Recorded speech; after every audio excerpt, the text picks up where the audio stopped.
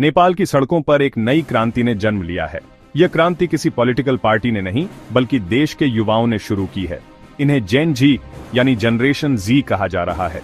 ये वो नौजवान हैं जो सोशल मीडिया की दुनिया में बड़े हुए हैं, जिनकी उंगलियां स्मार्टफोन पर जितनी तेजी से चलती हैं, उतनी ही तेजी से उनका दिमाग भी चलता है। काठमांडू की गलियों से देश के अलग अलग शहरों तक हजारों की संख्या में ये युवा सड़कों पर उतरे।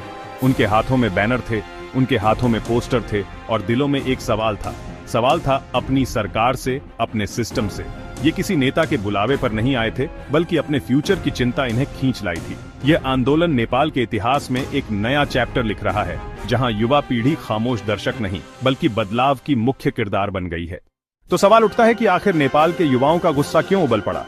इसकी सबसे बड़ी और इमीडिएट वजह थी सरकार की पॉलिसीज और करप्शन के लगातार सामने आते मामले। युवाओं को लग रहा था कि देश का पैसा नेताओं और अधिकारियों की जेब में जा रहा है, जबकि आम जनता बेसिक फैसिलिटीज के लिए तरस रही है। इस गुस्से की एक और गहरी वजह थी अनएम्प्लॉयमेंट और अपॉर्चुनिटीज की कमी। नेपाल का युवा पढ़ लिख कर डिग्रीज तो ले रहा है, लेकिन उसके हाथ में नौकरी नहीं है। उसे अपना फ्यूचर अंधकार में नजर आता है।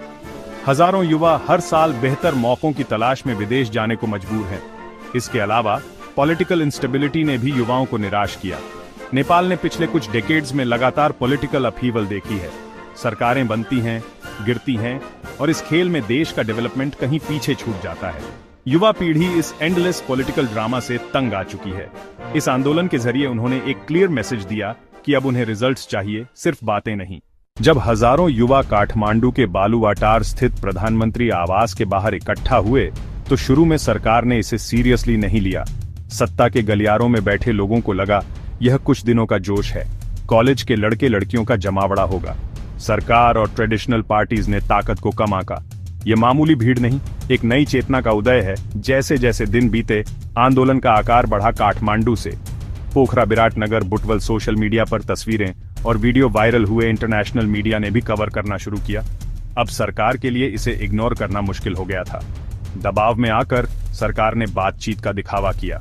कुछ मिनिस्टर्स ने विचार का आश्वासन दिया, लेकिन ग्राउंड पर कोई कॉन्क्रीट कदम नहीं था। इससे युवाओं का गुस्सा और बढ़ गया। प्रोटेस्टर्स ने पुलिस कर्मियों को फूल और पानी की बोतलें दी।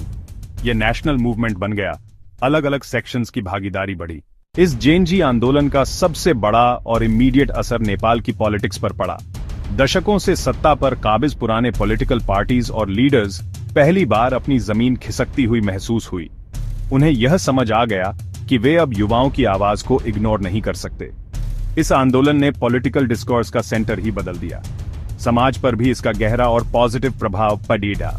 इस आंदोलन ने नेपाली सोसाइटी में एक नई सिविक अवेयरनेस को जगाया। लोग अपने राइट्स और रिस्पॉन्सिबिलिटीज को लेकर ज्यादा अवेयर हुए। अब वे सरकार से सवाल पूछने में हेजिटेट नहीं करते हैं। इसने युवाओं को एक नई आइडेंटिटी और सेल्फ कॉन्फिडेंस दिया। उसी पीढ़ी ने दिखाया कि वह अपने सोसाइटी और देश के प्रति कितनी सीरियस और रिस्पॉन्सिबल है। इसने जेनरेशंस के बीच की खाई को भी पाटने का काम किया, जहां पुरानी पीढ़ी ने नई पीढ़ी के जज्बे और तरीकों को रिस्पेक्ट देना सीखा। हालांकि सबसे इंपॉर्टेंट असर खुद युवाओं पर हुआ। उन्हें अपनी कलेक्टिव स्ट्रेंथ का एहसास हुआ। सोशल मीडिया पॉलिटिकल एक्सप्रेशन और ऑर्गेनाइजेशन का एक पावरफुल टूल बन गया। वे अब सिर्फ नौकरी मांगने वाले नहीं, बल्कि पॉलिसी मेकिंग में अपनी भागीदारी मांगने वाले सिटीजन्स बन गए हैं। फ्यूचर की ओर देखें तो नेपाल पर इस जेन जी आंदोलन के फार रीचिंग और पॉजिटिव असर होने की पूरी संभावना है। इस आंदोलन ने पॉलिटिकल पार्टीज पर लगातार अच्छा प्रदर्शन करने का प्रेशर बना दिया है। अब वे जानते हैं कि एक अवेयर युवा पीढ़ी उन पर नजर रख रही है और ऑर्गेनाइज्ड युवा पीढ़ी उन पर नजर रख रही है। यह आंदोलन डेमोक्रेसी के लिए एक नई सुबह है।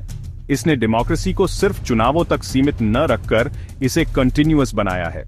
वे हर दिन सरकार की मॉनिटरिंग करने वाले वॉचडॉग्स हैं। यह डिजिटल डेमोक्रेसी का नया मॉडल है। हालांकि आगे की राह चैलेंजेस से भरी है। आंदोलन की एनर्जी को बनाए रखना जरूरी है और इसे एक ठोस पॉजिटिव डायरेक्शन देना होगा। प्रोटेस्ट से आगे बढ़कर कॉन्क्रीट सजेशंस पेश करें और ऑल्टरनेटिव्स भी दें। अंत में यह आंदोलन कई मायनों में हिस्टोरिकल है। यह युवा शक्ति अपने फ्यूचर की बागडोर लेने को तैयार है। यह प्रूफ है कि बदलाव की चिंगारी रहती है। इस आंदोलन ने नेपाल को एक नई आवाज दी है। यह नेपाल के उज्जवल फ्यूचर का म्यूजिक है, जिसे आज दुनिया सुन रही है।